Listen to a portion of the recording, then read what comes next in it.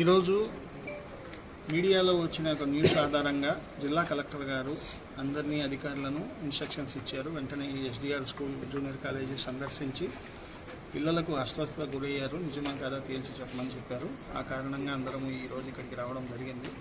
So నేను RDO, నాతో పాటు ఎంఈఓ గారు, లోకల్ ఎస్ఐ గారు అందరం వచ్చాము. ఆ లోకల్ లేడీ విఆర్ఓస్ను, తలారిని కూడా తీసుకొచ్చాము. మేము ఈరోజు బాయ్స్ హాస్టల్ చూసాము. బాయ్స్ హాస్టల్లో ఒక 10 మంది విద్యార్థులతో మాట్లాడడం జరిగింది. అలాగే గర్ల్స్ హాస్టల్ కూడా సందర్శించాము. గర్ల్స్ హాస్టల్లో కూడా ఒక 10 మెంబర్స్ 20 మెంబర్స్ గర్ల్స్ స్టూడెంట్స్తో మాట్లాడడం జరిగింది. మా పరిశీలనలో తెలియదు ఏంటంటే కొంతమంది అస్వస్థతకు గురైన మాట వాస్తవము. దాదాపు ఒక 100 మంది వరకు డాక్టర్తో కూడా ఇక్కడ ట్రీట్ చేసిన డాక్టర్తో కూడా మాట్లాడడం జరిగింది. నిన్న మధ్యాహ్నం ఫంక్షన్ తర్వాత ఫంక్షన్లో పిల్లలు బాగా ఎగరడము, డ్యాన్స్ ప్రాక్టీస్ చేయడం ఇవన్నీ చేయడం జరిగింది.